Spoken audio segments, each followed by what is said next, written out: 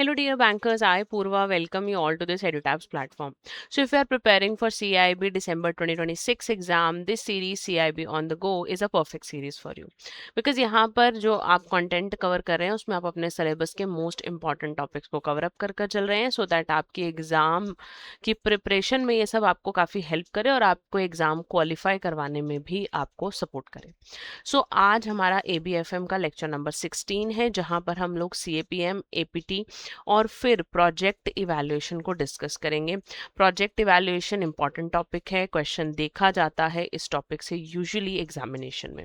APT से भी question आता है तो आज का लेक्चर काफ़ी इंपॉर्टेंट रहने वाला है।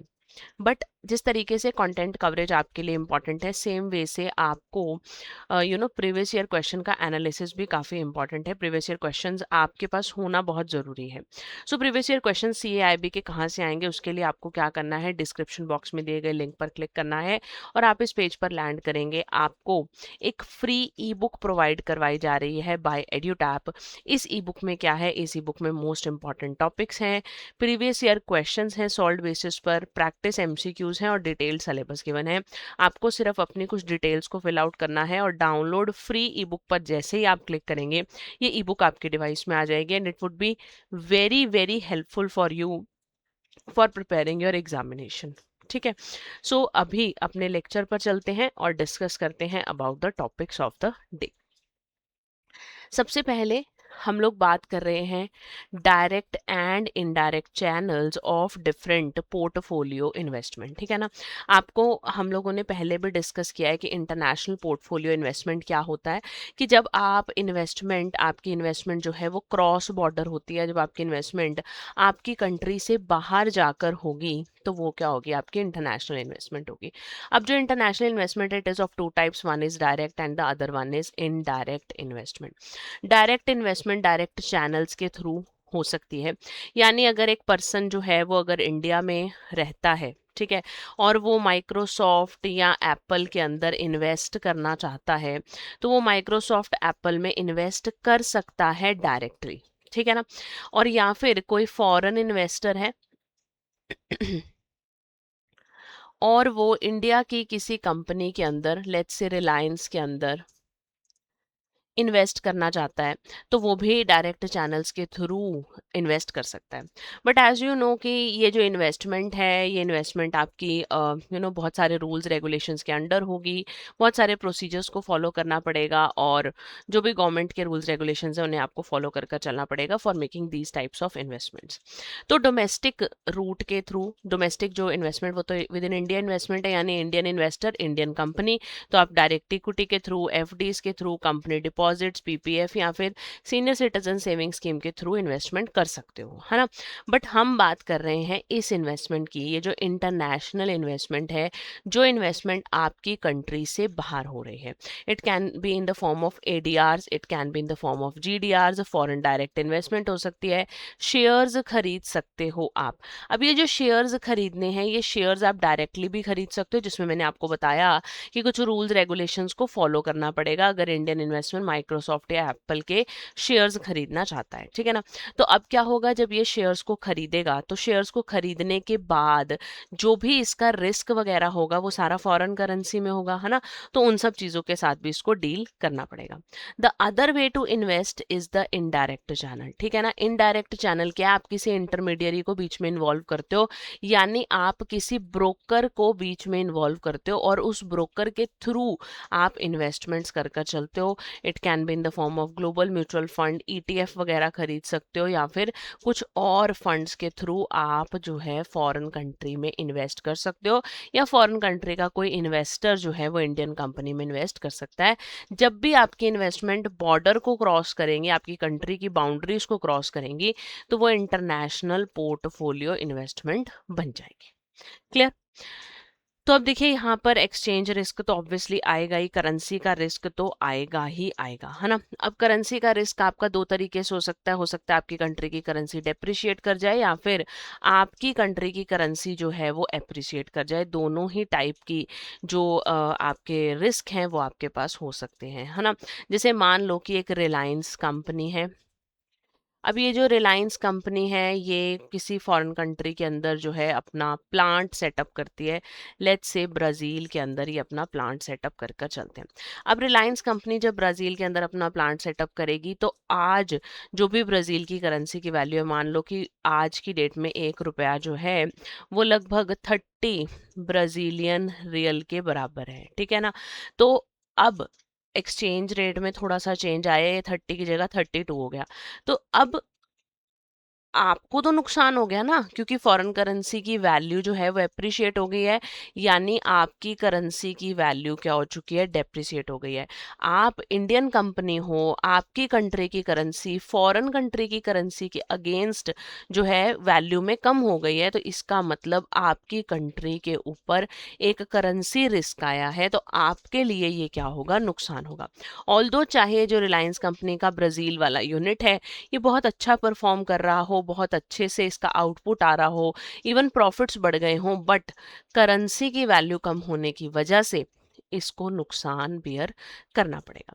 अब ये जो फैक्टर्स हैं कुछ की करेंसी की वजह से क्या क्या इम्पैक्ट्स आ सकते हैं, तो बहुत सारी चीज़ें हैं जो बियॉन्ड द कंट्रोल है, जैसे वॉर्स वगैरह हो जाना, जैसे अभी यूएस और आपके पास ये जो वॉर हुई है अभी ग्लोबल लेवल पर, तो वहाँ पर जो आपके पास वॉर हुई है, जब स्ट्रेट ऑफ हॉर्मोस को बंद कर दिया गया, तो वहाँ पर क्या हुआ, वहाँ पर उसकी वजह से बहुत सारी कंट्रीज जो हैं वो अफेक्ट हुई। ठीक है, कोई सैंक्शंस है, कोई एम्बार्गो है, या पेंडेमिक जैसे कोविड-19 आया था, उस टाइम पर भी काफ़ी चीज़ों में जो है काफ़ी मतलब कंट्रीज के ऊपर अलग अलग टाइप के इम्पैक्ट्स जो हैं वो आए थे। Some impacts are within the control, but most of them are beyond the control of the people. ठीक है ना। इवन जो कंट्री का रिस्क है वो एक बहुत इंपॉर्टेंट फैक्टर है, कंट्री की पॉलिटिकल, इकोनॉमिक, लीगल सिचुएशन किस तरीके से जिस कंट्री में आपने इन्वेस्ट किया हुआ है वो काफ़ी मैटर करती है। जैसे अभी श्रीलंका में पीछे प्रॉब्लम हो रही थी, है ना, तो श्रीलंका में जिन जिन कंपनीज ने इन्वेस्ट किया हुआ था उन्हें काफ़ी नुकसान जो है वो बेयर अप करना पड़ा, क्योंकि उनकी इन्वेस्टी कंपनी के अंदर काफ़ी जो है वो दिक्कतें चल रही थी। Okay, so return and risk की बात कर लेते हैं फॉरेन इन्वेस्टमेंट के। तो लिक्विडिटी पर डिपेंड रहता है, जितनी ज़्यादा आप लिक्विड इन्वेस्टमेंट की तरफ चलोगे उतना कम उसके अंदर रिस्क होगा। लिक्विडिटी का मतलब क्या होता है, कन्वर्टेबिलिटी टू कैश, ठीक है ना। आप कितना आसानी से इस एसेट, एक पर्टिकुलर एसेट को या पर्टिकुलर इन्वेस्टमेंट को कैश में कन्वर्ट करवा सकते हो। Just a second, convertibility to cash आना था यहाँ।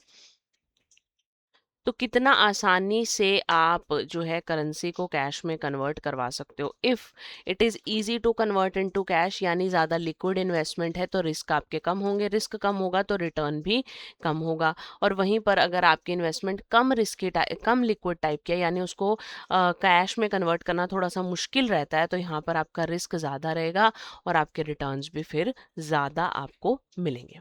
देन एसेट का टाइप, जो एसेट्स आपकी सिक्योर्ड नेचर की होती हैं, जिन एसेट्स के अगेंस्ट सिक्योरिटी प्लेज्ड होती है, उन एसेट्स का अमाउंट जो है वो उस पर्टिकुलर सिक्योर्ड एसेट से रिकवर किया जा सकता है, यानी वहाँ पर जो रिटर्न्स हैं वो कंपैरेटिवली कम रहते हैं। On the other hand with ऐसी एसेट्स जो आपकी कंपैरेटिवली अनसिक्योर्ड होती हैं, तो अनसिक्योर्ड एसेट्स के केस में रिटर्न्स जो हैं वो ज़्यादा दिए जाते हैं। डिविडेंड की पॉलिसी, कंपनी डिविडेंड को री इन्वेस्ट कर कर इकट्ठा कर कर री इन्वेस्ट करती है, या फिर कंपनी डिविडेंड को डिस्ट्रीब्यूट करती है। अगर कंपनी ज़्यादा डिविडेंड डिस्ट्रीब्यूट करती है तो रिटर्न्स जो हैं वो आपको कम मिलते हैं, बिकॉज आपका जो शेयर है उसकी वैल्यू इतनी ज़्यादा नहीं बढ़ती है। बट अगर कंपनी जो है वो अपने इनकम्स को, अपने प्रॉफिट्स को एक्यूमुलेट कर कर री इन्वेस्ट करती है, तो उससे बिजनेस ग्रो करता है, और बिजनेस ग्रो करने से ultimately you receive higher returns. Then exchange rate, कि अगर आप इन्वेस्टमेंट जो है ऐसी कंट्रीज में कर रहे हो जिन कंट्रीज का स्टेबल फॉरेन एक्सचेंज रेट है, तो वहाँ आपको बेटर रिटर्न्स मिलेंगे रैदर देन द कंट्रीज जिनका फॉरेन एक्सचेंज रेट थोड़ा सा अनस्टेबल सा रहता है। और रिटर्न पोटेंशियल तो आपको पता ही है कि रिस्क एंड रिटर्न की बात हो रही है, the more risk the more the return you will have. अब मॉडल आता है हमारे पास CAPM model, capital asset pricing model. JIIB में भी आपने ये मॉडल किया था। ये मॉडल क्या आपको दिखाता है, ये मॉडल आपको बताता है कि सिस्टमैटिक रिस्क और एक्सपेक्टेड रिटर्न के बीच में क्या रिलेशनशिप एग्जिस्ट करता है ना। इक्विटी वैल्यूएशन का मॉडल है हमारे पास CAPM मॉडल, इक्विटी की वैल्यू निकालने के लिए यूज किया जाता है। तो ये मॉडल क्या कहता है कि हायर रिस्क, अगर आपका सिस्टेमिक रिस्क जो है वो हायर होगा तो आपको हायर रिटर्न्स जो हैं वो एक्सपेक्ट होंगे। रिटर्न्स आपके किस पे बेस्ड है? रिटर्न्स आपके रिस्क पे बेस्ड है और टाइम वैल्यू ऑफ मनी के ऊपर बेस्ड है। CAPM की हेल्प से आप रिस्की एसेट्स को मतलब प्राइस कर सकते हो, आप उनकी वैल्यू निकाल सकते हो ताकि आपको एक्सपेक्टेड रिटर्न्स के बारे में इंफॉर्मेशन मिल पाए। तो CAPM का फॉर्मूला आपके पास क्या रहता है? अगर आपको कॉस्ट ऑफ इक्विटी निकालनी है, वैल्यू ऑफ इक्विटी निकालनी है, तो it is the risk free rate of return plus beta multiplied by the market risk premium. तो कुछ ऐसा फॉर्मूला रहता है हमारा, risk free rate of return plus beta, ये हो जाएगा आपका risk of the market and again risk free rate of return जो है वो क्या कर दिए जाते हैं? माइनस कर दिए जाते हैं। ठीक है ना, इसी को हम क्या बोलते हैं? इसी को हम मार्केट प्रीमियम बोल के चलते हैं। ठीक है, तो जो S&P 500 इंडेक्स है वो पहले यूज किया जाता था बीटा को कैलकुलेट करने के लिए, लेकिन आपको बीटा की टेंशन ज्यादा नहीं लेनी है, आपको बीटा जो है वो क्वेश्चन में गिवन होगा। Then comes arbitrage pricing policy theory, एक ऐसी थ्योरी जो कि आपका एक रिलेशनशिप शो कर रही है किसके किसके बीच में? Expected return of the assets and the multiple macro economic factors जो इस सिस्टेमिक रिस्क को कैप्चर करने में हेल्प कर रहे हैं। तो कौन से मैक्रो इकोनॉमिक फैक्टर्स की बात हो रही है? GDP की ग्रोथ की, डोमेस्टिक इन्फ्लेशन रेट क्या चल रहा है, स्टॉक इंडेक्सेस क्या चल रहे हैं, गोल्ड का प्राइस क्या चल रहा है, या फिर रिस्क फ्री इंटरेस्ट रेट कितना है, उसके ऊपर डिपेंड करेगी आपकी APT। ठीक है ना, तो आपका फॉर्मूला ऐसे रहता है, आप एक्सपेक्टेड रिटर्न्स कैसे निकालते हो? Risk free rate of return plus first beta into first risk premium, second beta into second risk premium and to the n number of beta. जितने भी फैक्टर्स हैं सबको यहाँ पर कंसीडर किया जाता है। ठीक है ना, तो ये आपका क्वेश्चन है for practicing. The following four factors have been identified as explaining a stock return and its sensitivity to each factor, and the risk premium associated with each factor has been calculated. Using the APT formula, calculate the expected return. RP का मतलब है risk premium. तो आपको GDP growth domestic product का beta दिया हुआ है 0.6, risk premium दिया हुआ है 4%, इन्फ्लेशन रेट का बीटा दिया हुआ है 0.8, रिस्क प्रीमियम 2%, गोल्ड प्राइजेस का -0.7, रिस्क प्रीमियम 5%, सेंसेक्स इंडेक्स का बीटा 1.3 और रिस्क प्रीमियम 9%। यानी कितने फैक्टर्स यहाँ पर कंसीडर किए गए?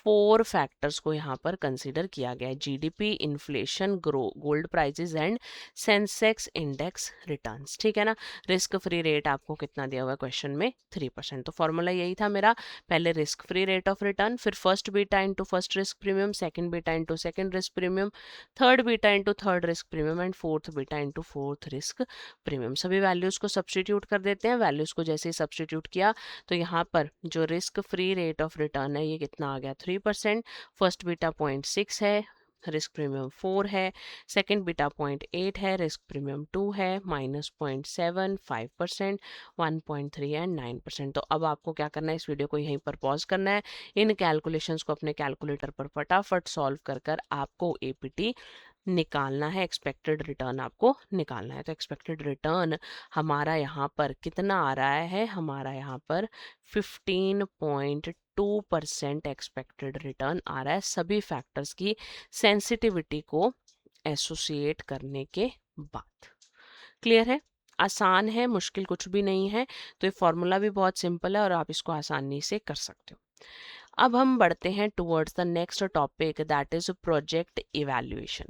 प्रोजेक्ट इवैल्यूएशन का मतलब है अब आपको ये देखना है कि जिस भी प्रोजेक्ट, प्रोग्राम या पॉलिसी में आप इन्वेस्ट करना चाहते हो उसमें इन्वेस्टमेंट सक्सेसफुल रहेगी या नहीं रहेगी और उसका इम्पैक्ट आपके बिजनेस के ऊपर क्या आएगा। ठीक है ना, तो प्रोजेक्ट की इवैल्यूएशन से आपको क्या क्या चीज़ों पे फ़र्क पड़ता है? इंटरनल वर्कफ्लोज पे फ़र्क पड़ता है, पैटर्न्स समझ में आते हैं आपको, प्लान्स वगैरह बना सकते हो आप फ्यूचर प्रोजेक्ट्स को लेकर, और अलग अलग प्रोजेक्ट्स की वैल्यू जो है वो आप निकाल कर एक्सटर्नल स्टेक होल्डर्स को रिपोर्ट कर सकते हो यूजिंग द प्रोजेक्ट इवैल्यूएशन।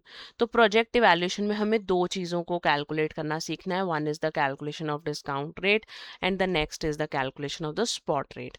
तो ये जो डिस्काउंट रेट और स्पॉट रेट है ये बहुत इंपॉर्टेंट टॉपिक्स हैं, बार बार इन टॉपिक से क्वेश्चन पेपर में देखने को मिलता है। तो अच्छे से समझेंगे, अच्छे से लिख कर मेरे साथ साथ प्रैक्टिस करेंगे, ठीक है ना। Arriving at an appropriate calculation of discount rate का मतलब क्या है? Arriving at an appropriate discount rate is essential for applying the discounting methods. तो क्या फॉर्मूला रहता है? Risk free rate of return plus risk premium equals to risk adjusted discount rate, जो कि आपका RA होगा, ठीक है। अब आपको ये ध्यान रखना है कि ये सब तीनों चीज़ें एक ही कंट्री की हों, ठीक है ना, क्योंकि आपको अलग अलग कंट्रीज की वैल्यूज यहाँ पर गिवन होंगी। तो फॉर्मूला क्या रहता है? 1+RA equals to 1+ risk free rate of return plus 1+ risk premium. ये हो गया रिस्क एडजस्टेड डिस्काउंट रेट, ये रिस्क फ्री हो गया, और ये क्या हो गया? रिस्क प्रीमियम, ठीक है ना। तो क्वेश्चन देखते हैं, क्वेश्चन से आपको काफ़ी क्लैरिटी बन जाएगी कि मैं क्या कहना चाहती हूँ। तो देखो आपको डेटा प्रोवाइडेड है क्या कि risk free discount rate US में कितना है? 4% है। Risk free discount rate India में कितना है? 7% है। तो आपको यूएस और इंडिया दोनों को अलग अलग कंसिडर कर चलना है। Risk adjusted discount rate by the company in India is 12%, ठीक है ना। तो यानी आपको RA दिया हुआ है, लेकिन किस कंट्री का दिया हुआ है? इंडिया का दिया हुआ है, ठीक है। ये आपको RF दिया हुआ है, ये भी किसका दिया हुआ है? इंडिया का दिया हुआ है। और हमें ये पूछ रहे हैं, ये आपको RF दिया हुआ है यूएस का, और हमें ये पूछ रहे हैं कि हमें RA risk adjusted discount rate किसका निकालना है? USA का रिस्क एडजस्टेड डिस्काउंट रेट निकालना है। अब USA का रिस्क एडजस्टेड डिस्काउंट रेट निकालने के लिए आपको रिस्क प्रीमियम चाहिए। अब रिस्क प्रीमियम कहाँ से आएगा? तो इंडिया वाली दोनों वैल्यूज की हेल्प से हम पहले क्या निकालेंगे? रिस्क प्रीमियम, फिर उसी रिस्क प्रीमियम को यूएस वाली वैल्यूज में सब्स्टिट्यूट करेंगे और हमारे पास हमारा आंसर आ जाएगा। देखो मैं क्या कह रही हूँ, ये फॉर्मूला था मेरा,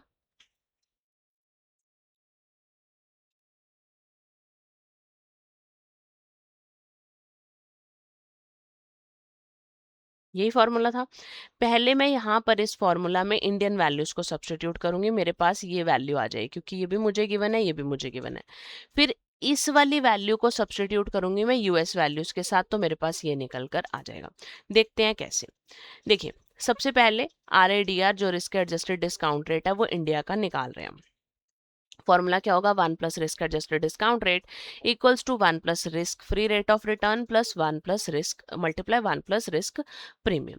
तो 1+ रिस्क एडजस्टेड डिस्काउंट रेट मुझे ये गिवन है 12%, यानी 1+0.12।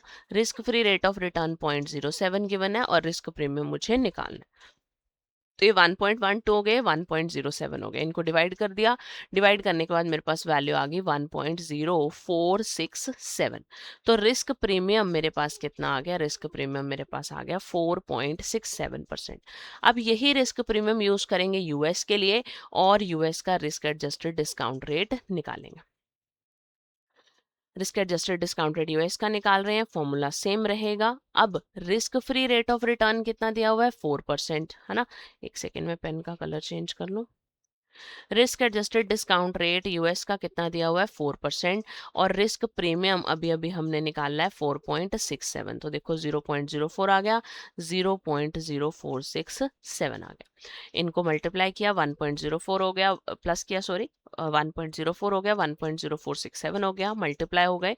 मल्टीप्लाई होने के बाद मेरे पास क्या आ गया? 1.0886, 1 इधर आके माइनस हो जाएगा।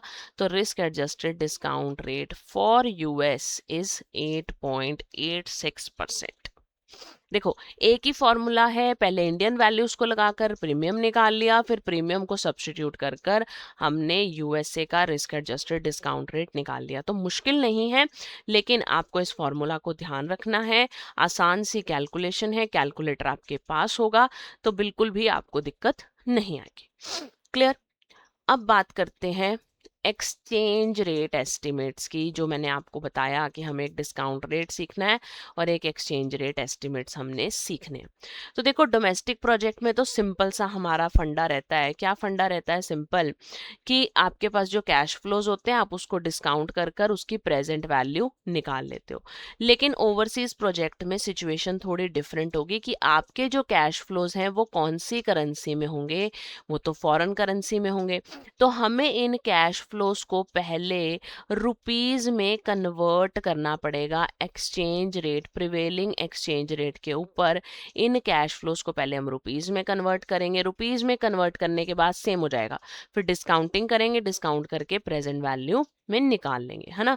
हमारी इन्वेस्टमेंट जो है, हमारे जो रिटर्न्स हैं, हमारे जो कैश फ्लोज हैं, वो फॉरेन इन्वेस्टमेंट के केस में फॉरेन करेंसी में होंगे। तो हमें फॉरेन करेंसी को पहले रुपीस में चेंज करना पड़ेगा, फिर उसकी डिस्काउंटिंग कर कर उसकी प्रेजेंट वैल्यू निकाल ली जाएगी। ठीक है। सो क्या फॉर्मूला रहता है स्पॉट रेट निकालने का? अब स्पॉट रेट ऑफ यूएस हमें निकालना है मान लो, तो आज का स्पॉट रेट क्या है? Multiplied by 1 plus risk free interest rate in home currency, India की बात कर रहे हैं जैसे यहाँ पर, और risk free rate of return in foreign currency to the whole power T. याद रहेगा कि ये आपको निकालना है फॉरेन करेंसी का स्पॉट रेट, तो आपको आज का स्पॉट रेट लेना है, उसके बाद आपको होम करेंसी का जो है risk free rate of return लेना है, फिर आपको फॉरेन करेंसी का risk free rate of return लेना है, और इस सारे को आपको टी यानी नंबर ऑफ ईयर्स से, ये जो यहाँ पे नंबर ऑफ ईयर्स होंगे, इससे आपको मल्टीप्लाई पावर जो है उसकी कर देनी है। क्वेश्चन देखें, क्वेश्चन क्या है कि आपको डेटा प्रोवाइडेड है कि रिस्क फ्री डिस्काउंट रेट जो है वो यूएस में आपको दिया हुआ है 4%, risk free discount rate India में दिया हुआ है आपको 7%। ठीक है ना। रिस्क फ्री डिस्काउंट रेट ये यूएस का है और ये risk free discount rate India का है, और आपको करंट स्पॉट रेट S0 जो है वो दिया हुआ है 80 रुपीज। हमें कैलकुलेट करना है spot rate at the end of the years of the projected life. 4 साल के लिए इन्होंने हमें बोला है कि हमें स्पॉट रेट कैलकुलेट कर कर देना है। यही फॉर्मूला था, स्पॉट रेट आपको निकालना है, 0 ईयर्स का स्पॉट रेट या फिर करंट स्पॉट रेट जो है वो लेना है, 1 plus risk free rate of return of home currency divide by 1 plus risk free rate of foreign currency to the whole power T. ठीक है ना। तो पहले फर्स्ट ईयर का निकालते हैं। फर्स्ट ईयर में क्या होगा? 80, 80 मल्टीप्लाई 1.007, 1+007, फिर 1+0.04 पावर 1। तो मेरे पास यहाँ पर ये आ गया, इसको मैंने मल्टीप्लाई किया, डिवाइड किया तो 1.0228 आ गया, इसको 80 से मल्टीप्लाई किया तो फर्स्ट ईयर के एंड में मेरा स्पॉट रेट कितना होगा? 82.310। फिर ऐसे ही सेकेंड ईयर में निकाल लेंगे। अब सेकेंड थर्ड फोर्थ ईयर में आप बार बार इतनी सारी लंबी कैलकुलेशन मत कीजिए। फर्स्ट ईयर में आपने ये डिवाइड करके वैल्यू निकाल लिया ना, इसी की पावर 2, इसी की पावर 3 और इसी की पावर 4 निकाल लो। ठीक है ना। तो इसी की पावर 2 क्या हो जाएगी? 1.0585। 80 से मल्टीप्लाई किया, सेकेंड ईयर में स्पॉट रेट आ गया 84.68। थर्ड ईयर में इसकी पावर 3 हो गई, मल्टीप्लाई किया तो वैल्यू आ गई 87.1129। फोर्थ ईयर में इसकी पावर 1.1203 हुई, मल्टीप्लाई किया तो आंसर आ गया 89.6218। तो स्पॉट रेट जो है इस तरीके से आपका कैलकुलेट होगा। ये भी आसान है, फॉर्मूलाज को ध्यान रखना ज़रूरी है और फॉर्मूलाज को लिख कर रखना भी काफ़ी इम्पॉर्टेंट एस्पेक्ट रहेगा। सो ये आपकी रिवीजन शीट है to revise the today's topic. अब हम बात करते हैं आज के क्वेश्चंस की।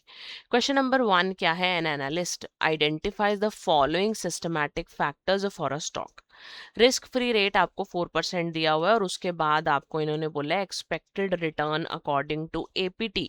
आपको ये 4 फैक्टर्स को कंसीडर करना है और आपको निकालना है एक्सपेक्टेड रिटर्न। ठीक है ना। तो हमारे पास एक्सपेक्टेड रिटर्न जो है वो कैसे निकलेगा? फॉर्मूला होता है risk free rate of return plus beta 1 into risk premium 1। मेरे साथ साथ सॉल्व करेंगे।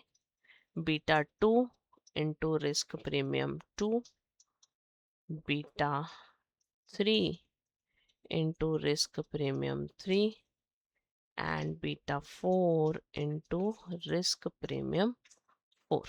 ऐसे ही होगी calculation.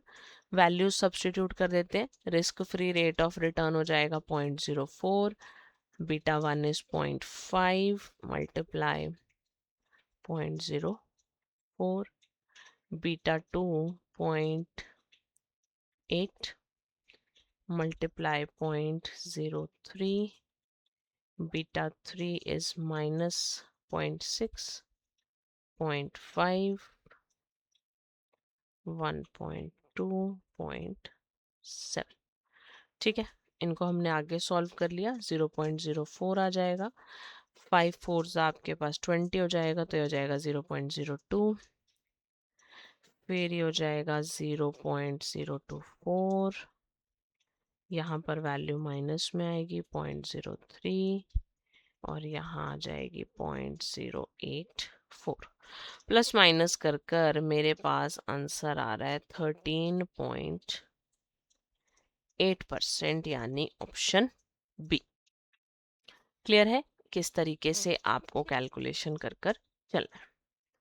Question number 2, the risk free rate in a country A is 6 and risk adjusted discount rate for a project is 15. Same project को evaluate करा जब country B के अंदर, तो रिस्क फ्री रेट जो है वो 4% निकल कर आया. तो आपको रिस्क प्रीमियम ये मानकर चलना है कि रिस्क प्रीमियम अनचेंज है, तो रिस्क एडजस्टेड डिस्काउंट रेट आपको निकालना है कंट्री बी में. तो देखो, अब ये तो आपको याद ही होगा, कंट्री ए की कैलकुलेशन हम पहले करेंगे. 1 plus risk adjusted discount rate equals to 1 plus risk free rate of return plus 1 plus risk premium. ठीक है ना. 1 plus risk adjusted discount rate जो है वो मेरे पास कितना आ गया, 0.15 आ गया. Risk free rate of return क्या हो गया, 0.06, और ये मुझे कैलकुलेट करना है. तो हो गया 1.15 डिवाइड बाय 1.06. तो इनको मैंने जब डिवाइड किया तो मेरे पास डिवाइड कर कर आ गया 1.084, 1 प्लस आरपी. तो रिस्क प्रीमियम मेरे पास क्या हो गया, 8.4%. अब यही रिस्क प्रीमियम मुझे दूसरी कंट्री के लिए लेना है.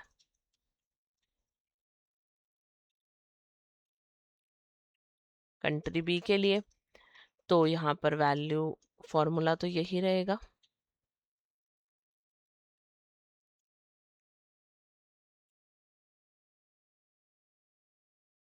ठीक है ना. रिस्क एडजस्टेड डिस्काउंट रेट तो ये तो हमें निकालना ही है. रिस्क फ्री दिया हुआ है 0.04, ये हमारे पास आ गया था. यही वाली वैल्यू लिख दें डायरेक्टली, 1.084. यहाँ मल्टीप्लाई आएगा.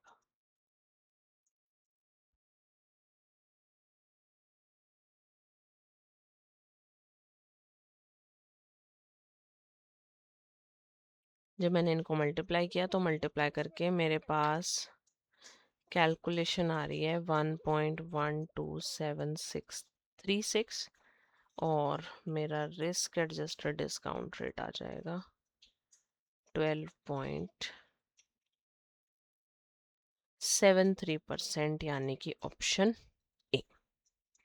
ठीक है ना. आसान सी कैलकुलेशन रही. Question number 3, an Indian company is evaluating a project in US. It has determined the risk adjusted discount rate in India and needs to determine the appropriate rate and exchange rate for the US project. Which of the following represents the correct logical sequence? अभी तक जो हमने पढ़ा उसमें से correct logical sequence क्या है. अगर एक इंडियन कंपनी यूएस का प्रोजेक्ट इवेल्युएट कर रही है और उसके पास इंडिया का रिस्क एडजस्टेड डिस्काउंट रेट है, ठीक है ना, तो क्या करेगी ये कंपनी, पहले इंडिया का रिस्क प्रीमियम कैलकुलेट करेगी, फिर यूएस का risk adjusted discount rate calculate करेगी, और फिर फ्यूचर एक्सचेंज रेट इसके पास आ जाएंगे. ऑप्शन बी यहाँ पर करेक्ट सीक्वेंस या लॉजिकल सीक्वेंस जो है वो रहेगी, ठीक है ना। सो अब आपको एग्जाम प्रिपरेशन तो देखो किसी ना किसी स्ट्रक्चर्ड कोर्स के थ्रू करनी पड़ेगी। सो एड्यूटैब जो है वो आपको प्रोवाइड करवा रहा है एक structured course for your exam preparation. कैसे आप इस स्ट्रक्चर्ड कोर्स को अवेल कर सकते हैं, उसके लिए आपको जाना है अपने ब्राउजर में, सर्च करना है edutab.in। कोर्सेज सेक्शन में जाएंगे, CIIB कोर्सेज पर क्लिक करेंगे और स्क्रॉल डाउन करने पर आपको मिलेंगे courses as offered by EduTab. Let's talk about the master course, a full-fledged one-stop preparation course for all your problems regarding CIB. यहाँ पर इस कोर्स में आपको क्या मिलेंगी, डिटेल्ड कंसेप्ट क्लासेस मिलेंगी। तो आपके सिलेबस के सभी टॉपिक्स को यहाँ पर डिटेल में शॉर्ट पार्ट्स में कुछ 20 to 30 मिनट्स की वीडियोस में कवर करवाया जाएगा, ताकि आप अपने बैंकिंग शेड्यूल, पर्सनल लाइफ के साथ साथ इनको आसानी से वॉच कर एक एक टॉपिक को कवर अप कर पाए, ठीक है। फिर आपको मिलेंगे यहाँ IIBF की बुक के हिसाब से बनाए गए concept notes, previous year question, chapter wise और फुल लेंथ मॉक टेस्ट भी आपको इसी कोर्स में मिलेंगे। तो कंसेप्ट प्रिपरेशन से, अंडरस्टैंडिंग से लेकर कंप्लीट रिवीजन तक का आपका यहीं पर जो है वो सब कुछ कवर अप हो जाएगा। ये जो कोर्स है आपको 2 वैलिडिटीज में अवेलेबल है, 1 is for 8 months and the other 1 is for 12 months. अपनी कन्वीनियंस के हिसाब से आप वैलिडिटी को चूज कर सकते हैं, यहाँ से आप चेंज कर सकते हैं वैलिडिटी को, ठीक है ना। तो जो मास्टर कोर्स है वो आपको कंप्लीट 4 सब्जेक्ट्स का एक साथ मिल रहा है, और साथ ही साथ जो आपके 4 कंपलसरी सब्जेक्ट्स हैं, और साथ ही साथ आपको सब्जेक्ट स्पेसिफिक मास्टर कोर्स भी अवेलेबल है। BFM के लिए अलग से, ABFM के लिए अलग से, ABM के लिए अलग से, BRPL के लिए अलग से। तो आप अपनी रिक्वायरमेंट के अकॉर्डिंग प्लस माइनस कर सकते हैं। देन अगर आपको लगता है कि आपको सिर्फ और सिर्फ MCQs की प्रैक्टिस करनी है, जो कि IIBF के पैटर्न के हिसाब से बनाए गए हैं, तो आप हमारी कंप्लीट टेस्ट सीरीज को अवेल कर सकते हैं, जहां पर आपको चारों ही सब्जेक्ट्स के मॉक टेस्ट मिल जाएंगे, chapter wise as well as full length mock test, ठीक है ना। तो आप जब भी इन कोर्सेज में खुद को एनरोल करेंगे, प्रिवेलेंट डिस्काउंट कूपन को लगाना नहीं भूलेंगे, ताकि आपको मैक्सिमम डिस्काउंट मिल पाए।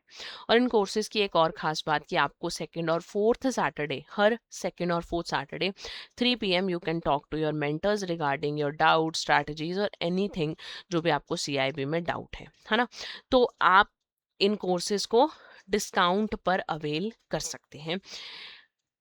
फिलहाल के लिए एड्यूटैब पर चल रही है 1 टाइम सेल, जो कि 20 अगस्त तक ही वैलिड है, यानी आज ये सेल जो है वो ख़त्म होने वाली है। सो आपको क्या करना है, जल्दी से एड्यूटैब की वेबसाइट पर जाना है और इस फ्लैट 81% ऑफ का बेनिफिट उठाना है। आपको कोड यूज़ करना है 1 टाइम 81, जिसकी हेल्प से आपका कोर्स जो है वो काफ़ी अफोर्डेबल हो जाएगा, और आपकी तैयारी जो है वो अफोर्डेबली काफ़ी अच्छे तरीके से हो जाएगी, और आपका दिसंबर अटेम्प्ट क्वालिफाई हो जाएगा। So that was all about today from my side. आपको कोई भी डाउट हो तो आप कमेंट बॉक्स में लिखकर मुझसे पूछ सकते हैं, and for any other kind of doubts and queries regarding JIB और CIB, you can call us on 8146207241 or even email us on hello@edutab.co.in. We are very happy to help you. हम मिलते हैं अगले लेक्चर में। Till then keep studying, keep growing, keep practising. Bye bye.